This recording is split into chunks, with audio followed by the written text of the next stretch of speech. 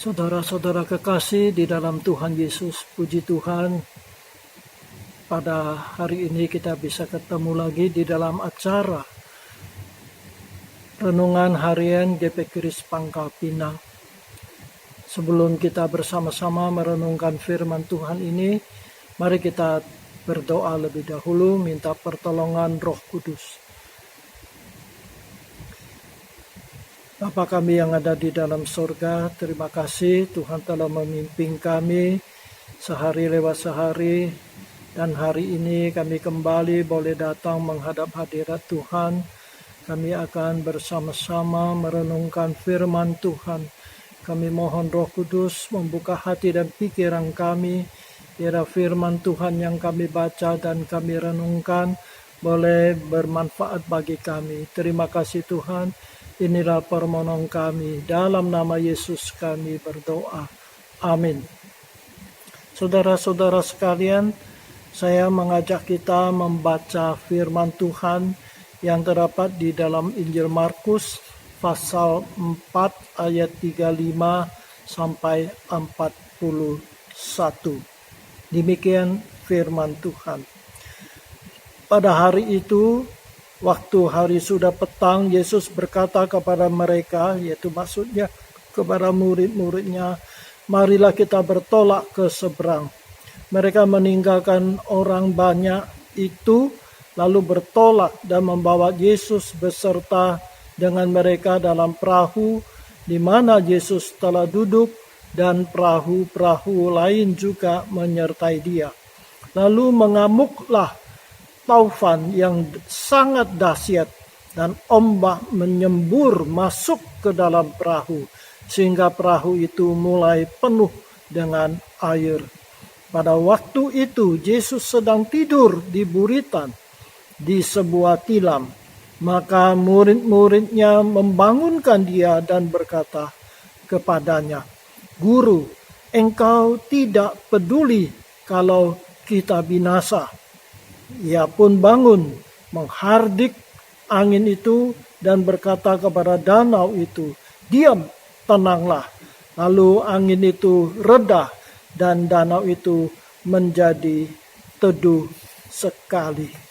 Lalu ia berkata kepada mereka, "Mengapa kamu begitu takut?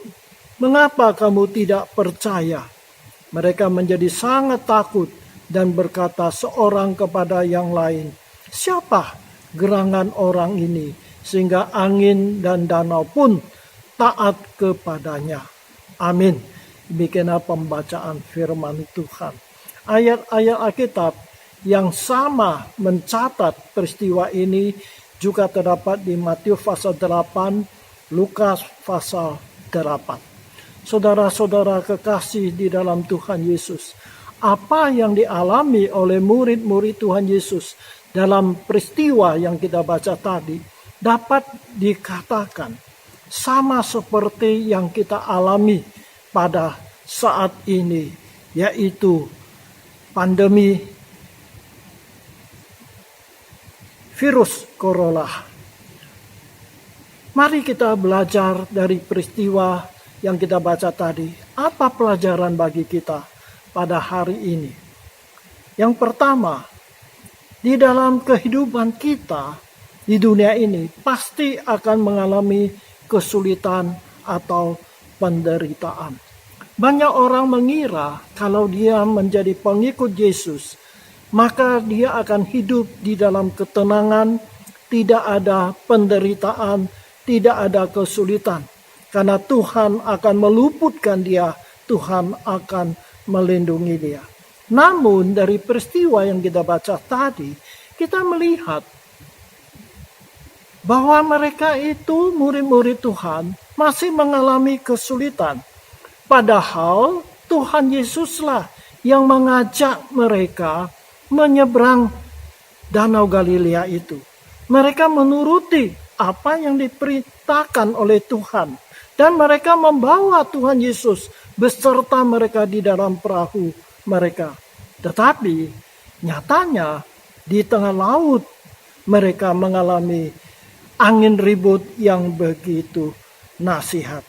Nah, saudara sekalian, ini mengingatkan kepada kita bahwa orang yang mengikut Tuhan, yang mentaati perintah Tuhan, masih bisa mengalami kesulitan, pencobaan, dan sebagainya.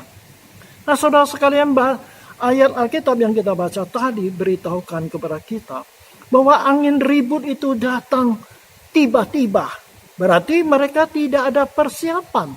Mereka tidak mengira bahwa mereka akan mengalami kesulitan yang begitu besar. Saudara sekalian, demikian juga pandemi virus corona kita yang kita hadapi hari ini juga sama seperti itu. Kita tidak siap, kita tidak mengira bahwa pandemi virus corona ini datang begitu mendadak dan kita kewalahan menghadapinya. Saudara sekalian, angin ribut dan ombak besar membuat murid-murid Tuhan Yesus menjadi ketakutan.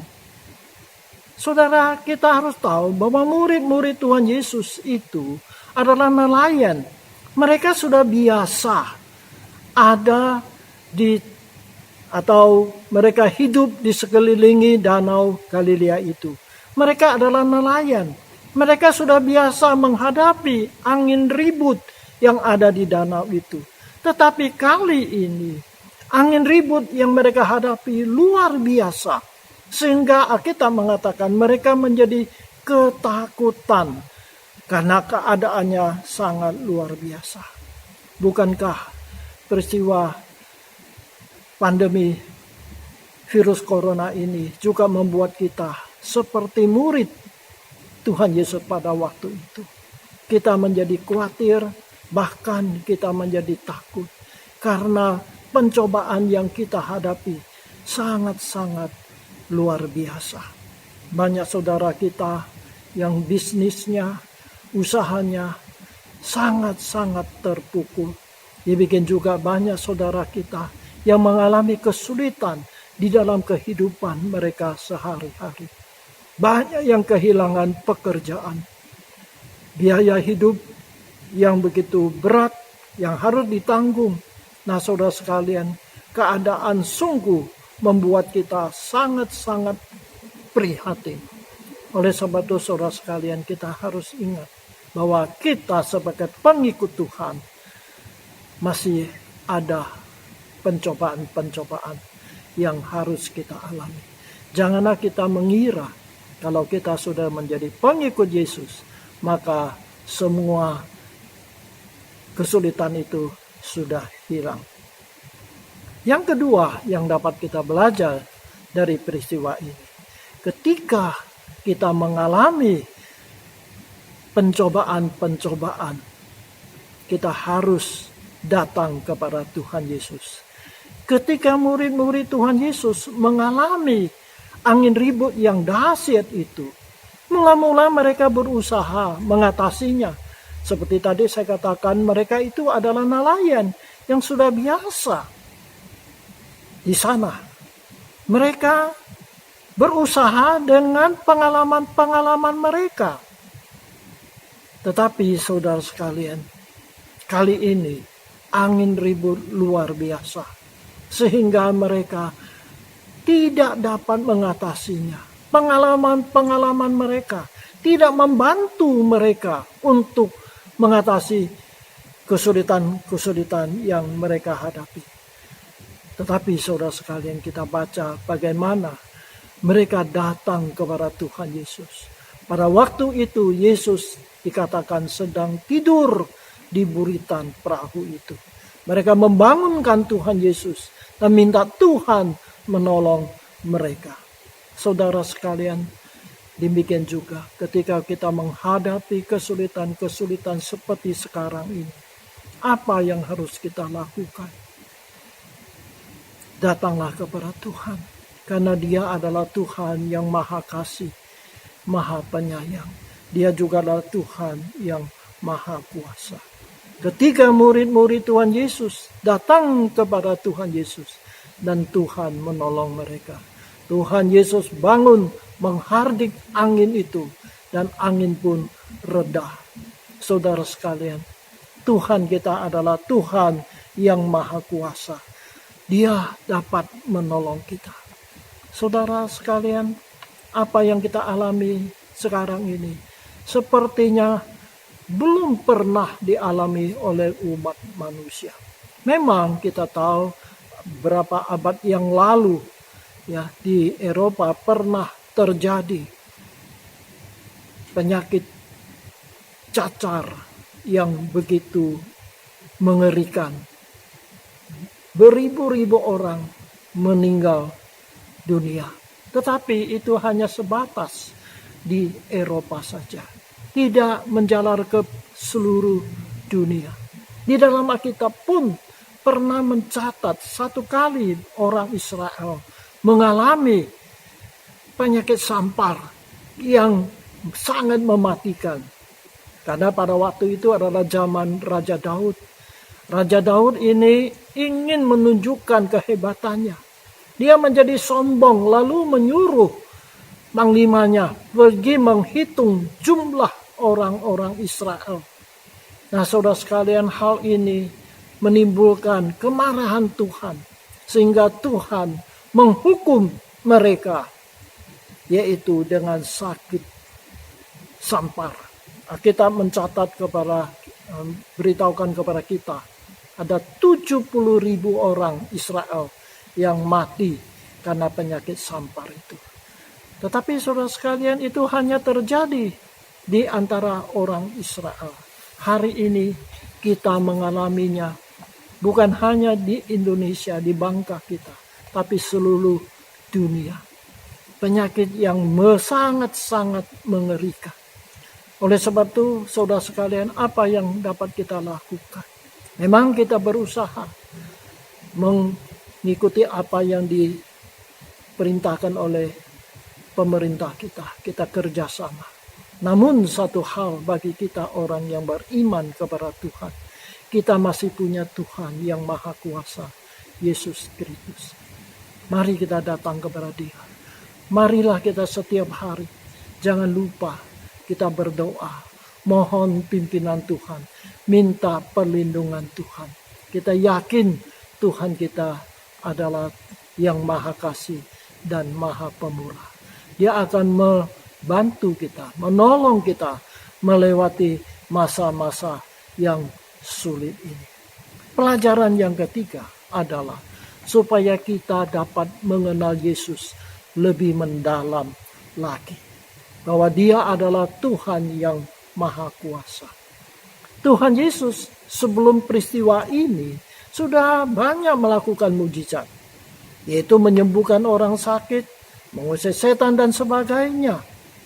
Nah, saudara sekalian, jadi bagi murid-murid Tuhan Yesus, bahwa Yesus itu dapat melakukan mujizat, tidak mengherankan mereka. Kita juga tahu bahwa orang Israel adalah bangsa yang sering melihat, mendengar, membaca tentang mujizat-mujizat yang Tuhan lakukan melalui nabi-nabinya. Contohnya antara lain adalah Nabi Musa. Banyak mujizat yang dilakukan oleh Nabi Musa. Demikian juga Nabi Elia, Nabi Elisa, dan sebagainya. Nah, Tuhan Yesus pada waktu itu juga melakukan mujizat-mujizat kesembuhan. Jadi bagi murid-murid Tuhan Yesus, Yesus itu adalah salah satu nabi yang mempunyai kuasa untuk melakukan mujizat. Namun mereka tidak mengenal Yesus bukan hanya sebagai seorang nabi yang bisa melakukan mujizat, tetapi Tuhan kita Yesus adalah menguasai alam semesta ini. Oleh sebab itu ketika Tuhan Yesus menghardik angin ribut itu, maka angin ribut itu menjadi reda dan berhenti. Dan murid-muridnya menjadi takjub, siapakah Yesus ini? Dia perintahkan kepada angin, maka angin pun reda. Dari situlah saudara sekalian murid-murid Tuhan Yesus mengenal Yesus bukan hanya yang dapat menyembuhkan sakit penyakit, tetapi Dia adalah Allah yang menguasai alam semesta ini. Saudara-saudara sekalian, Yesus yang kita percaya adalah pencipta langit dan bumi, penguasa di sorga dan di neraka, di bumi ini juga. Oleh sebab itu, saudara sekalian, kita punya Tuhan yang begitu hebat. Oleh sebab itu, di dalam kesulitan-kesulitan seperti sekarang ini, mari kita bersandar kepada Dia. Kita tahu bahwa Yesus adalah pencipta langit dan bumi. Dia penguasa alam semesta ini.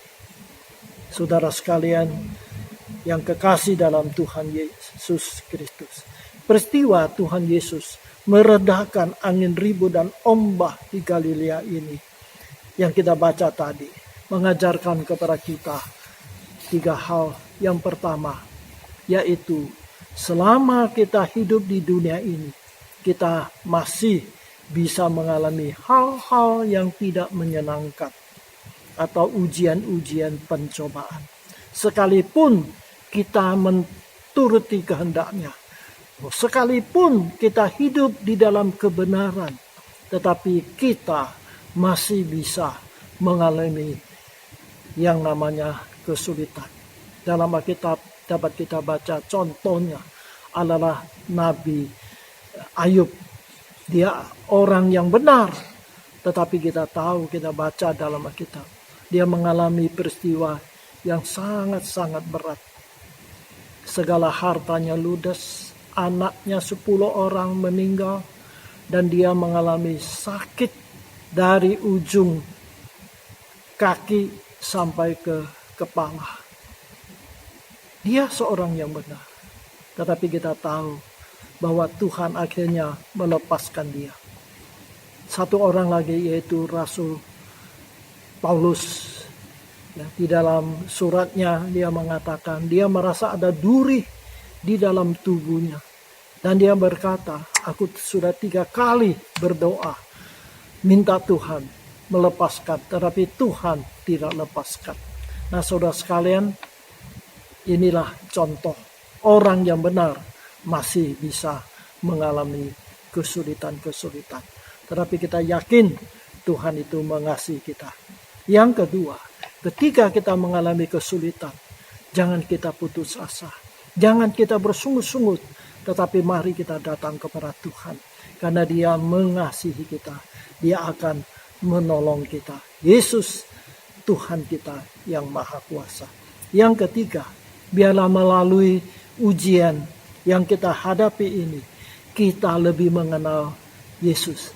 Dia bukan saja seorang nabi yang bisa melakukan mujizat, tetapi Dia adalah Allah yang mencipta langit dan bumi ini.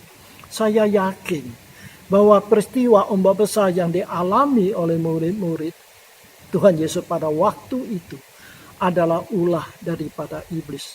Kita tahu Tuhan Yesus pada waktu itu adalah hendak menyeberang Danau Galilea menuju ke daerah Gadara atau Gerasa. Karena di situ ada seorang pemuda yang dirasuk oleh 2000 setan iblis. Dan Tuhan Yesus datang ke sana untuk membebaskan dia. Iblis tahu bahwa Yesus datang ke sana adalah untuk mengusir mereka keluar dari tubuh orang muda ini. Maka mereka berusaha menghalangi Tuhan Yesus. Tetapi saudara sekalian, Tuhan Yesus adalah penguasa. Iblis harus tunduk kepada Dia. Saudara sekalian, saya tidak tahu apa maksud Tuhan mengizinkan kita mengalami pandemi virus corona ini. Tapi saya yakin Tuhan akan menolong kita melewati masa-masa yang sulit ini. Yang penting, mari kita bersandar kepada Dia. Berdoa, minta pengampunan, minta pertolongan. Saya yakin satu hari kita akan melewati semuanya ini. Menjadi pengalaman yang sangat berharga di dalam kehidupan kita. Mungkin pada satu hari kita akan bercerita kepada anak cucu kita tentang pengalaman yang telah kita alami menghadapi virus corona ini. Kiranya Tuhan menolong kita supaya kita menjadi orang yang menang dan kita menjadi orang yang dikasihi oleh Tuhan. Mari kita berdoa. Bapa di dalam sorga, terima kasih Tuhan, Engkau tahu kami saat ini seperti murid-murid Tuhan Yesus pada zaman dulu. Ketika mereka menyeberangi Danau Galilea, mereka mengalami angin ribut yang dahsyat. Hari ini kami juga sedang menghadapi angin ribut pandemi virus corona ini. Tuhan, kami menjadi bingung, kami tidak tahu bagaimana kami harus melewatinya. Tetapi kami mohon kuatkan iman kami, supaya kami tahu bahwa Tuhan, Engkau tidak tinggalkan kami, bahwa Engkau akan menyertai dengan kami melewati masa-masa yang sulit ini. Terima kasih Tuhan, kami berdoa dalam nama Tuhan Yesus, Juru Selamat kami yang hidup. Amin. Terima kasih saudara sekalian, sampai berjumpa lagi pada kesempatan yang lain. Amin.